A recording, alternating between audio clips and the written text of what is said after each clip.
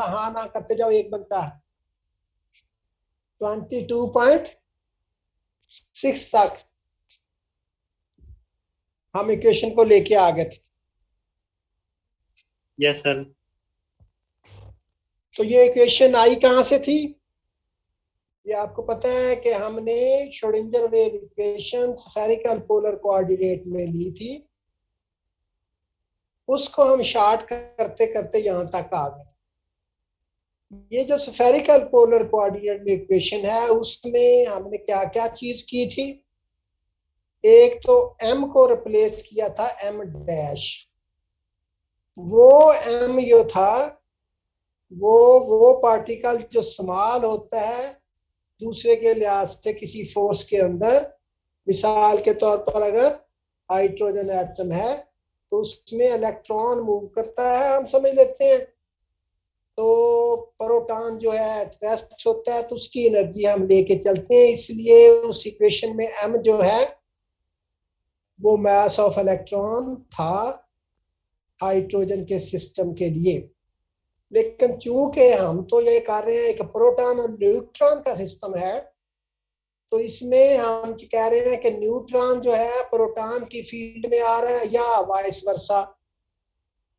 तो इसमें मास के लिए m हमने क्या हमने एक रिड्यूस मास सपोज कर लिया जो कि बराबर होता है 1/m dash is equal to 1/, mass of neutron plus mass of proton, ये reduced mass that is move as the neutron move in the proton field. इसलिए हमने उस मास की एनर्जी, उसकी मास की एनर्जी के लिहाज से एक तो हमने ये बात की कि उसमें मास को हमने रिप्लेस कर दिया m डैश से, रिड्यूस मास। दूसरा जो उसमें फंक्शन है जो कि तीनों कोऑर्डिनेट के ऊपर, स्फेरिकल पोलर कोऑर्डिनेट के 3 r थीटा फाई के ऊपर, उसको हमने लिख लिया मल्टीपल की फॉर्म में, रेडियल फंक्शन, एंगुलर फंक्शन, दोनों एंगुलर फंक्शन जो है अलग अलग, ये इक्वेशन नंबर 23 में लिख लिया। फिर उसमें हमने कहा कि ये जो फंक्शन है, ये रेडियल फंक्शन और दोनों एंगुलर फंक्शन, जीनथ एंगल और एजीम्यूथल एंगल, ये दोनों फंक्शन हम नहीं लेते। क्यों नहीं लेते? कि हम सपोज कर लेते हैं प्रोटॉन न्यूट्रॉन सिस्टम जो है, जो न्यूट्रॉन है उसमें हम कहते हैं उनकी एंगुलर मोशन हम नहीं कंसीडर करते, सिर्फ लाइन के ऊपर मोशन कंसीडर करते हैं।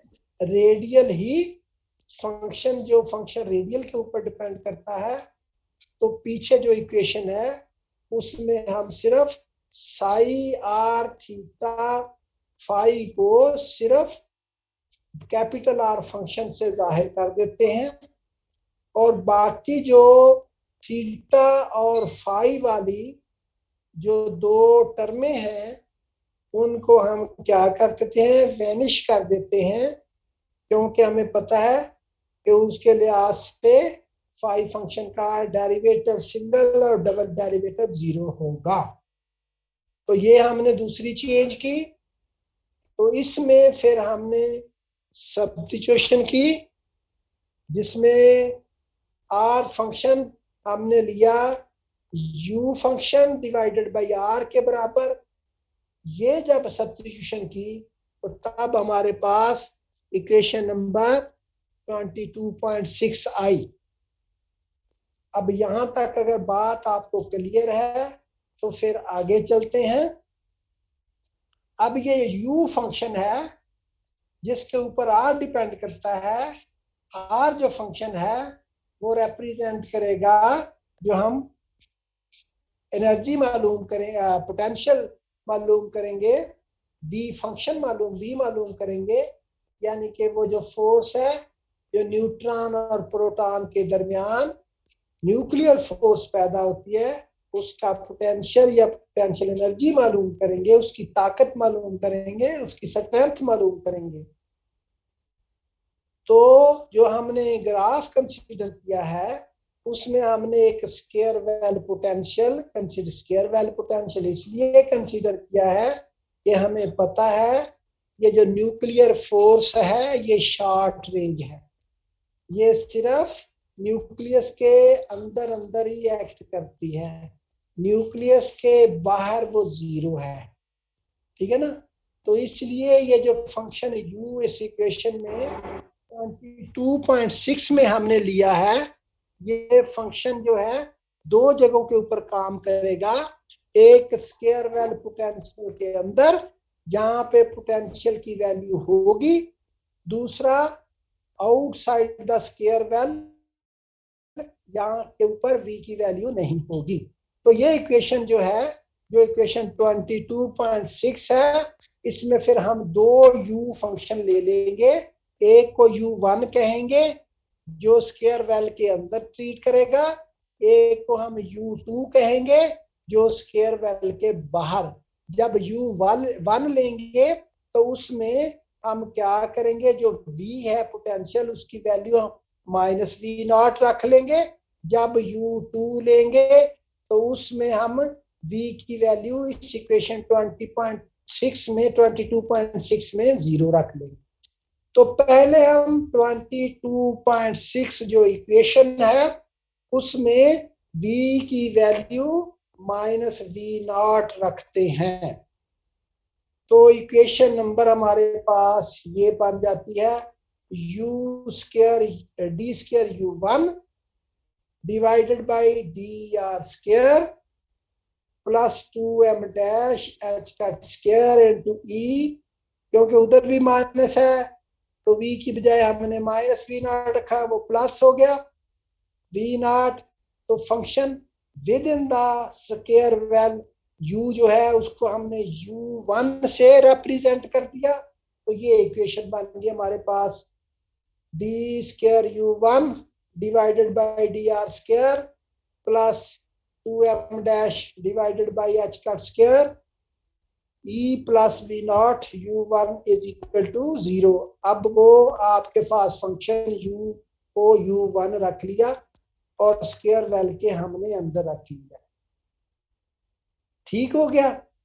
तो इसमें आपके पास जो सेकंड टर्म है इक्वेशन में उसको हमने ए स्क्वायर रख लिया, ए स्क्वायर सब्स्टिट्यूट किया, पुट किया वैल्यू ए स्क्वायर की, तो ए स्क्वायर की हमने वैल्यू पुट की, जो हमारे पास क्या है A square 2m dash divided by h का square into e plus v0।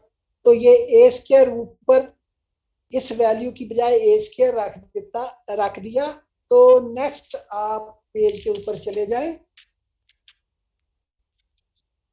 तो जब नेक्स्ट पेज के ऊपर गए हैं तो अब वही इक्वेशन अब आपके पास 22.8 बन गई, जिसमें हमने ए स्क्वायर की वैल्यू जो रखी थी उसकी बजाय हमने ए स्क्वायर रख दिया। तो ये इक्वेशन हमारे पास आ गई D square u1 divided by dr square plus A square u1 is equal to 0। अब यहां तक आपको ये इक्वेशन जो है ये स्क्वायर वेल के अंदर की इक्वेशन है, जिसमें स्क्वायर वेल के अंदर फंक्शन हमने u1 रखा है, ठीक है ना, ये हमने u1 रखा है। तो ये हमारी फिगर जो है उसमें स्क्वायर वेल के अंदर है, जिसमें v0 ग्रेटर देन e है, quantity e plus v0 and A square are positive होगा, क्योंकि हमारे पास e प्लस v0, हमारे पास v0 0 हो गया, क्वांटिटी पॉजिटिव होगी। तो इसका जो सॉल्यूशन हम लेंगे वो हमारे पास 22.9 के ऊपर ये सेकंड ऑर्डर डिफरेंशियल इक्वेशन आ गई ना, ये जो इक्वेशन है 22.8, और इसका सॉल्यूशन जो है वो हमारे पास u1 a cos of A R plus b sine of A R. यहां तक ये सॉल्यूशन की समझ आ गई है।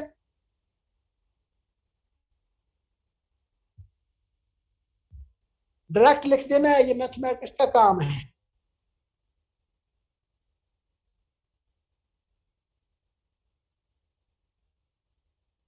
कोई बोलता ही नहीं है, क्या बात है।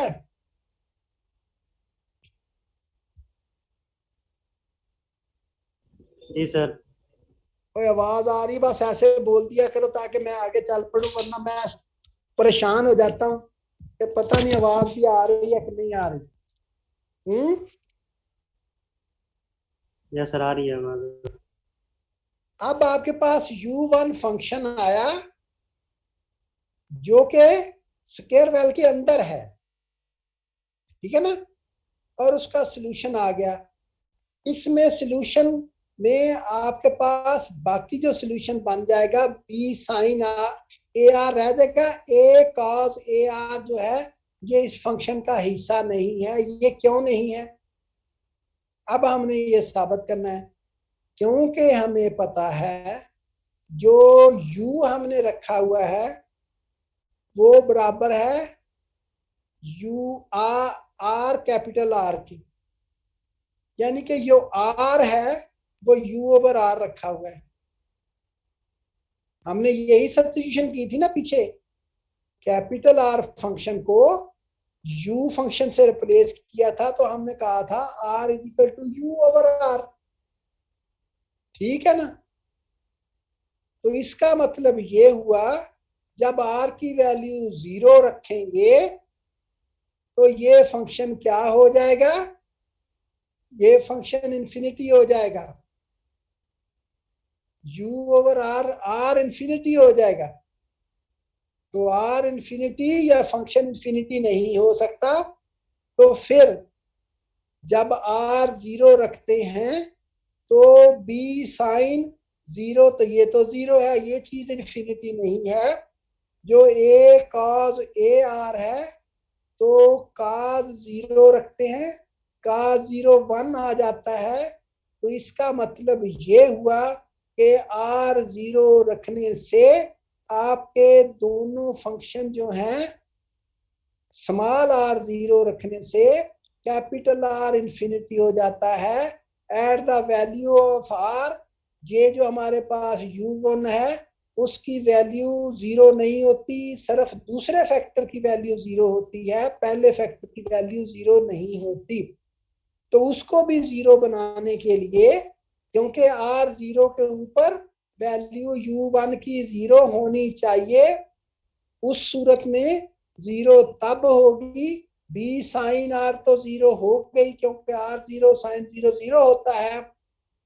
तो ए कॉस ए आर ये नहीं 0 होता, इसलिए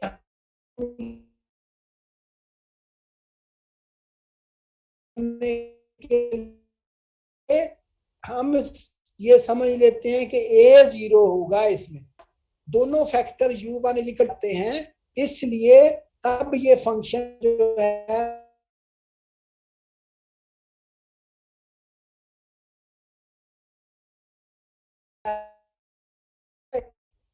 आवाज नहीं आ रही। फाइनाइट नहीं रहता अगर हम ए को 0 रखेंगे। अगर ए 0 है, बोलो बेटा,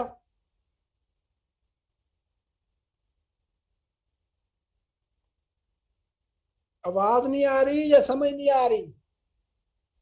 आवाज कट गई थी, सर अब पहले आई है। आवाज नहीं आ रही थी, अब आ रही है। आवाज कट गई थी यार, मैंने तो मुंह के साथ लगाया हुआ है इसको। अब आ रही है।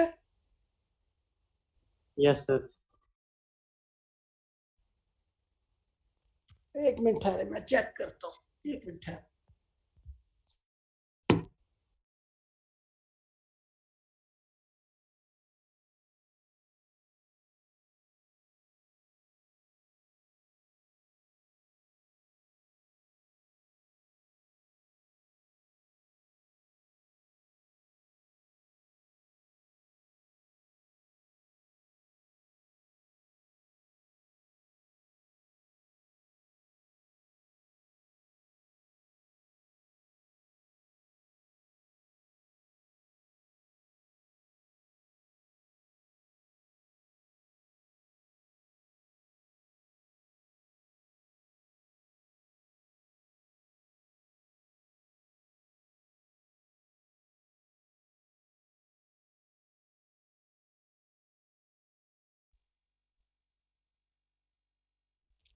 चलें आप देखें कुछ थोड़ा बहुत फर्क पड़ा कि नहीं पड़ा।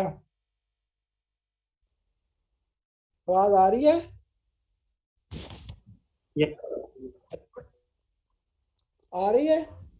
जी सर, अब आ रही है। हाँ, तो हम केस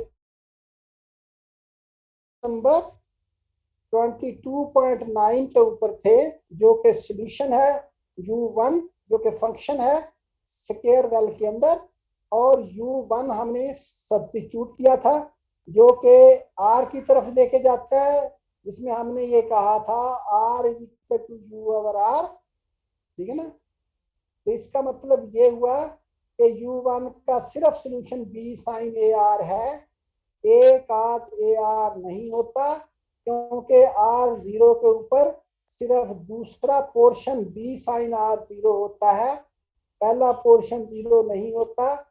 उसको जीरो करने के लिए हमने समझ लिया कि ए जीरो होगा।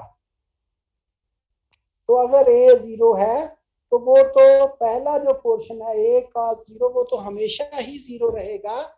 बी साइन ए आर, वो उसमें आर की वैल्यू बदलती जाएगी, तो बी तो जीरो नहीं है, इसलिए बी साइन ए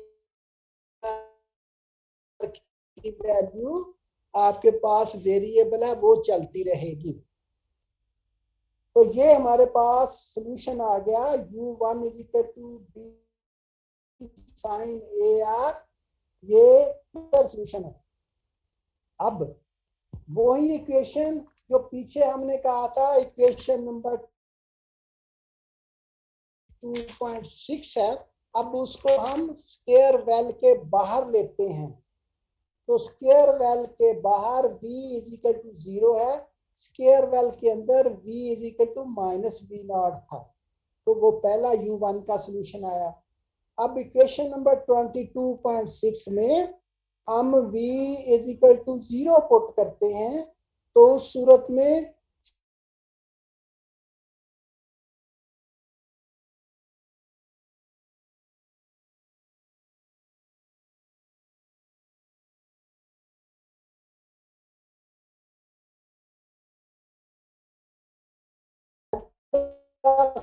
से रिप्रेजेंट करते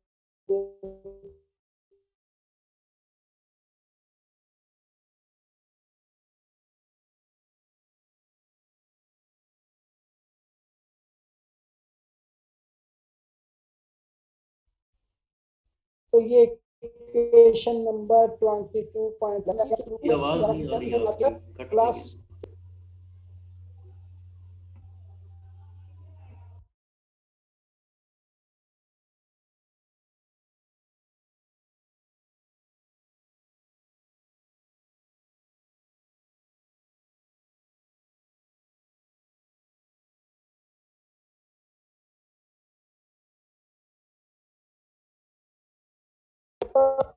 तो इसलिए हमने ये इसमें सब्स्टिट्यूशन की, वहां पे ए रखा था हमने कांस्टेंट, यहाँ पे हमने बी स्क्वायर, ये 2m dash H cut square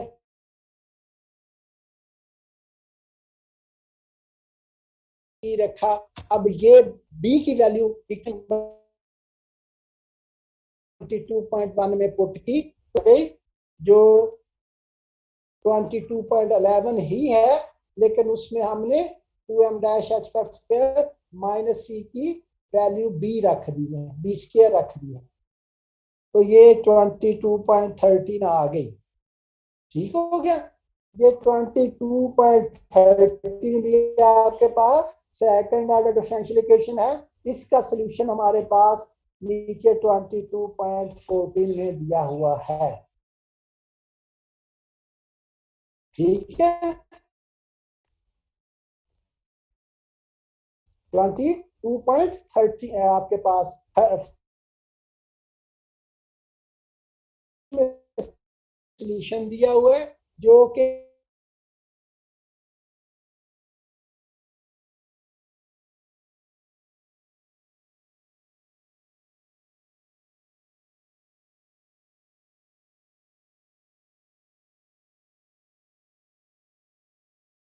square well के बाहर है U2 और U1 स्केयर वेल के अंदर है, उसका A जो अलोंग द एक्स एक्सिस।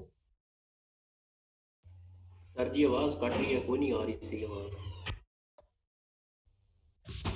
आवाज कट रही है अब? जी सर अब ठीक है, पहले कट रही थी। सर जो पहले सर जी वो जो पढ़ाया सर वो रिपीट करना, थोड़ा सा समझ नहीं आई। कौन से वाला? सर अभी जो पढ़ाया 2-4 मिनट पहले। अभी मैं पढ़ा रहा था कि आपके पास जो इक्वेशन नंबर 22.11 है उसकी तो समझ आ गई, कैसे आई? बोलते जाओ। जी सर ये 22.13 जो है ये सर ये इसको रिपीट कर दें। हाँ 22.30 सिर्फ हमने 22.11 में बी को उसके बराबर रखा, वो वैल्यू बी पुट कर दी बाकी सारे फैक्टर की बजाय। ठीक है, तो 22.13 आ गई। 2.11 में 2m dash H cut square minus E की वैल्यू हमने बी स्क्वायर पुट किया, ऊपर प्लस है इसलिए यहाँ पे माइनस आ गया, बी स्क्वायर आ गया। ये ठीक है? जी सर ठीक है। अब इसका सॉल्यूशन हमने 22.14 में लिखा। ठीक है,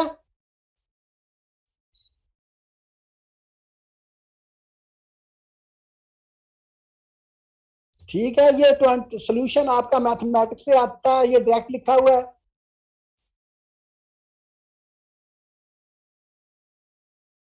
तो बात समझ रही है? जी सर समझ आ रही है। अब अगर U2 कहां पे है? U2 आपको पता है कि आउटसाइड द स्क्वायर वेल हमने लिया है फंक्शन। ठीक है, U का हिस्सा जो आउटसाइड स्क्वायर वेल है। ठीक है, आउटसाइड स्क्वायर वेल R जो चलता है वो along the X axis infinity तक जाता है। तो जब R इंफिनिटी करते हैं तो इस सॉल्यूशन का दूसरा हिस्सा जो है वो इंफिनिटी हो जाता है। तो उसको इंफिनिटी नहीं होना, उसको भी जीरो, क्योंकि पहला हिस्सा जीरो हो जाता है, दूसरा इंफिनिटी हो जाता है। तो इसलिए हम क्या करेंगे, डी को जीरो समझ लेंगे ताकि वो भी जीरो हो जाए। At R zero, at R sorry infinity. तो जब वो जीरो फंक्शन कर दिया, इसको U2 को फाइनाइट रखने के लिए तो हमारे पास सिर्फ सॉल्यूशन जो है वो 22.15 सी ई रेज की माइनस बी आर रह गया।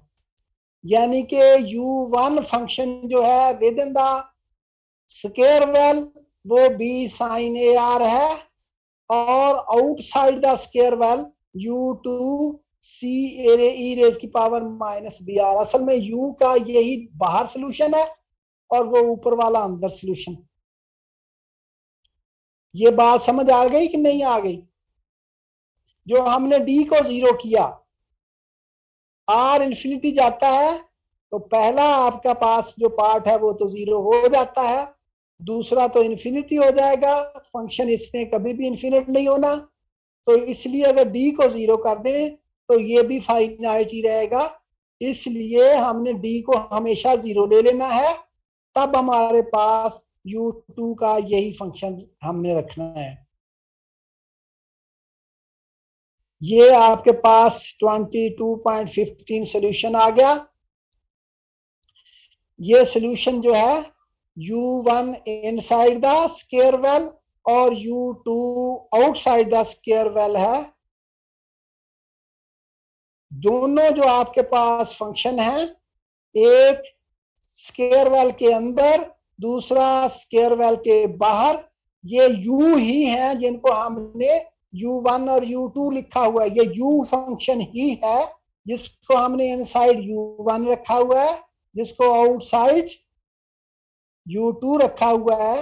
अगर हम कंटिन्यूटी या बाउंड्री कंडीशन लगाएं स्क्वायर वेल के एक तरफ u1 है, दूसरी तरफ u की वैल्यू u2 है, तो क्योंकि फंक्शन u कंटिन्यूस है, इसलिए जो u1 स्क्वायर वेल के अंदर है बाउंड्री के ऊपर, u2 भी स्क्वायर वेल की बाउंड्री के ऊपर वही है, तो हम कहते हैं u1 is equal to u2 at the boundary of the square well.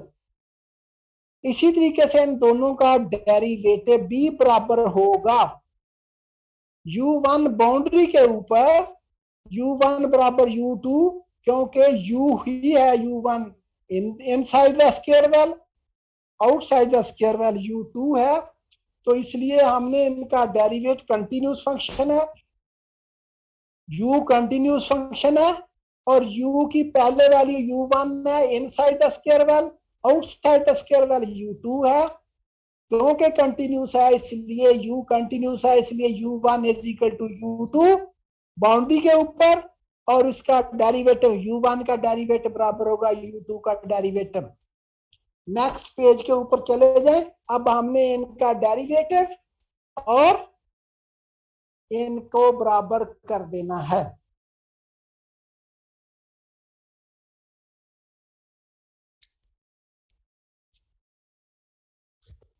ठीक है, ये देखें, ये आप चले गए उस पेज के ऊपर, तो आपने क्या किया, जब r r0 ये बाउंड्री है, जब r की वैल्यू r0 यानी कि बाउंड्री है, बाउंड्री के ऊपर u1 बराबर u2, क्योंकि फंक्शन u एक ही है, उसकी दो वैल्यू जाहिर की हुई हैं, दे कंटिन्यूस है, इसलिए u1 is equal to u2 कर दिया, और उसका डेरिवेटिव भी आपने नीचे लिखा हुआ, तो u1 भी साइन ए आर नॉट, क्योंकि आर नॉट के ऊपर है इसलिए r को आर नॉट से रिप्लेस कर दिया, और is equal to C E raise की power minus B R not, ये दोनों फंक्शन जब बराबर कर दिए तो इक्वेशन आपके पास ये 12.16 आ गई। जब हमने दोनों का डेरिवेटिव दिया तो D U one divided by D R is equal to D U two is equal to D R, इनका डेरिवेटिव लेने से आपके पास ये A B cos A R not, ये डेरिवेटिव हो जाएगा u1 का, और minus B C E raise की power minus B R not, ये डेरिवेटिव हो जाएगा दूसरी साइड का यानी कि u2 का। ये बात समझ आ गई। अब इक्वेशन 12.16 बाउंड्री कंडीशन के ऊपर दोनों फंक्शन बराबर कंटिन्यूस है, दूसरा 17 उनका डेरिवेटिव, तो 12.16 आ गई और 12.17 आ गई।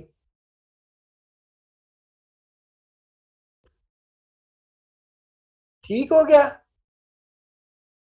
अब आप क्या करेंगे, अब इन दोनों इक्वेशन को आप क्या करें, इन दोनों इक्वेशन को डिवाइड कर दें एक दूसरे के साथ,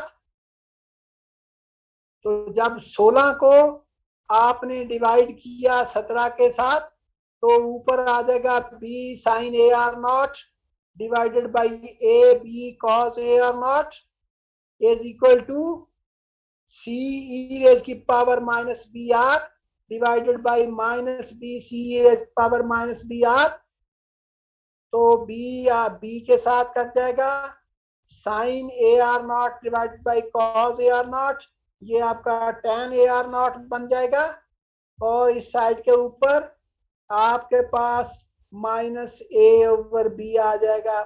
ये आप देख लें कैसे आता है, यानी कि आपने इक्वेशन 12 को 16 से डिवाइड करना है, तो दोनों तरफ बी और सी, कैपिटल बी और कैपिटल सी ऊपर नीचे कैंसिल हो जाएंगे, तो cos A R not sine A R not divided by cos A R not tan बन जाएगा, तो ये is equal to minus A over B, A बराबर हो जाएगा।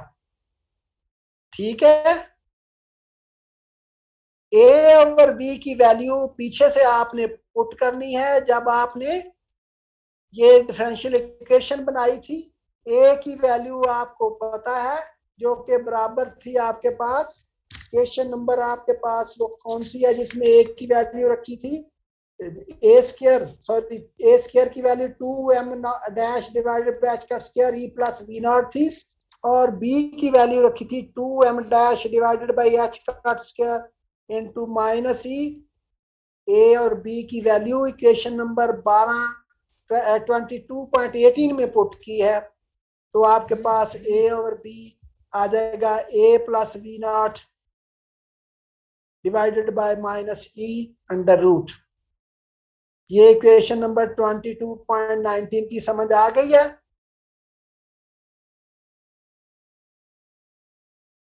जी सर। क्यों? हाँ, कोई बोले आ गई है? Yes sir.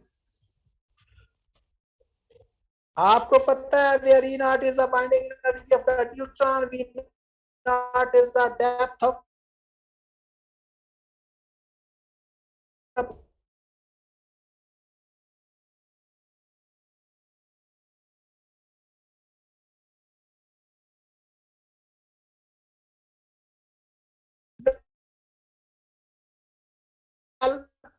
वी नॉट का मैग्नीट्यूड ई जो है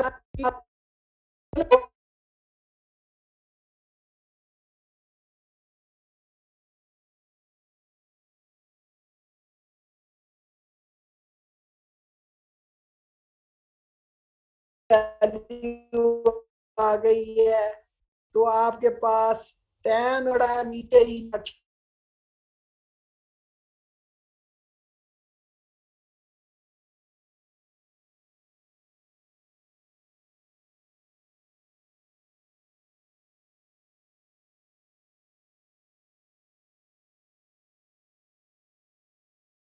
तो ए और बी की हमने वैल्यू पुट की, तो आ गया E plus B nought divided by minus E under root. तो इसमें हमने कहा कि वी नॉट बहुत ज्यादा है ई के ई से, तो ई को हम जीरो बी के वी नॉट के लिहाज से ले लेते हैं, तो जब ई जीरो रखेंगे तो ए ओवर बी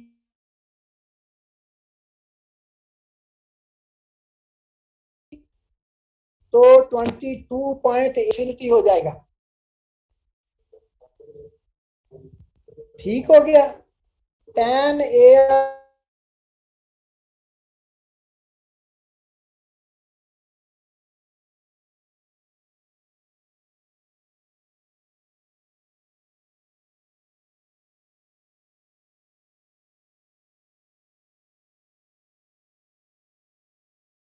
इंफिनिटी होगा, तो tan inverse of infinity is equal to A R या n पाई बाई 2। ये आपके पास tan इनवर्स ऑफ इंफिनिटी की value, tan inverse of infinity कहाँ कहाँ होता है? पाई बाई 2 के ऊपर, पाई के ऊपर, 3 पाई बाई के ऊपर, 4 पाई बाई 2 के ऊपर, 5 pi by n pi by 2 के ऊपर आपका tan इनवर्स ऑफ इंफिनिटी की वैल्यू होती है। tan इनवर्स ऑफ इंफिनिटी यानी कि tan पाई बाई 2 की वैल्यू भी इंफिनिटी होती है, tan पाई की वैल्यू भी इंफिनिटी होती है, tan 3 पाई बाई 2 की वैल्यू भी इंफिनिटी होती है। तो ये सारे एंगल के ऊपर tan इंफिनिटी होता है। tan थीटा के बजाय थीटा ए आर नॉट है, इसका मतलब ये है कि ए आर नॉट बराबर होगा पाई by 2, 2 pi by 2, 3 pi by 2। लेकिन ग्राउंड स्टेट में हम पहली वैल्यू ही लेंगे, तो इसका मतलब ये है कि ग्राउंड स्टेट में A R not is equal to या इक्वल टू पाई बाई 2 हो जाएगा। ठीक है,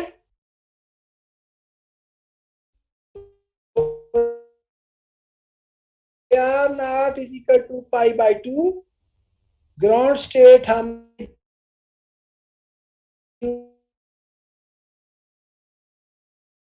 की सिर्फ कंसीडर की है, तो अब ए की वैल्यू आप पुट करें, ए की वैल्यू पीछे से लेकर इसमें पुट करें, तो आप 20 यही वैल्यू हमने मालूम करनी है वी नॉट की जो के बराबर है आपके पास pi square H cut square 8m dash R inversely proportional to 1/r not square radius के स्क्वायर के प्रोपोर्शनल है। ये अप्रोक्सीमेटली हमने V0 की वैल्यू मालूम कर ली है। आज इतना ही है, बाकी कल देखेंगे।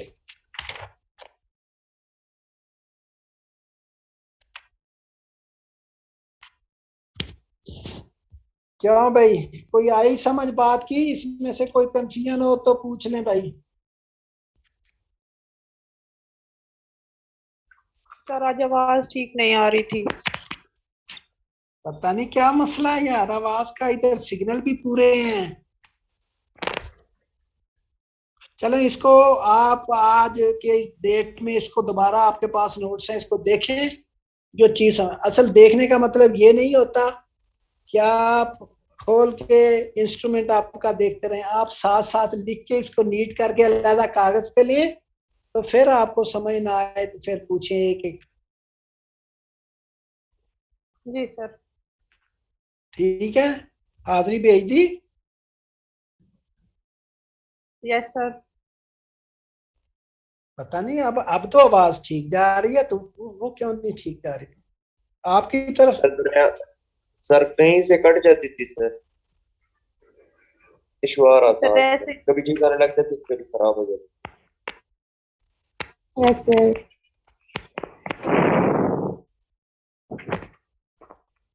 बस आमतौर पे ना कोशिश किया करो, स्क्रीन शेयरिंग भी होती है, बीच में मैं कहता हूँ आप बोलने भी, लेकिन बाहर का आप इस टॉपिक को जरा अच्छे तरीके से, कल वाला भी आज वाला भी, आप हर एक ने अलहदा अलहदा अपनी रफ कॉपी के ऊपर इसको नीट लिखना है, तो मुझे कल दिखाना है। कल ऐसे ही करेंगे, इसको देख लेंगे कैसे लिखा किसी ने, किसको कहाँ से समझ नहीं आई। ठीक है ना? जब आप कॉपी पे लिखेंगे तो तब आपको सारी बात समझ आ जाएगी। इसमें बेशक आप वहां से जो श्रोडिंगर वेव इक्वेशन शुरू की है ना, बाकी पीछे बेशक ना लिखें। श्रोडिंगर वेव इक्वेशन जहां से शुरू की है स्फेरिकल पोलर कोऑर्डिनेट में, उसको लिख के आगे फिर बेशक सारा लिख लें और उसको समझते जाए। पीछे तो आप पढ़ लेंगे तो सारा।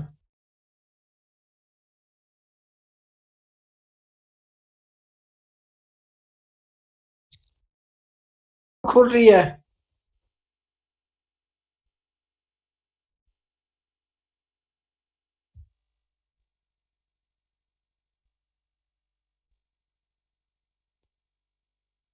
फिर कट गया?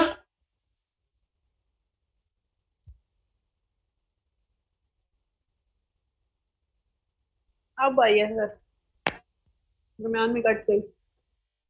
हाँ, ये है ना वाईफाई के जो सिग्नल है ना, वो जो दो स्पॉट होते हैं वो नहीं टिमटिमा रहे। हाँ, लगता है कि वाईफाई में कोई मसला होगा। चलें ठीक है, आज का तो काम हो गया, कल फिर देखेंगे हैं। जी सर। ओके, अल्लाह हाफिज। अल्लाह हाफिज।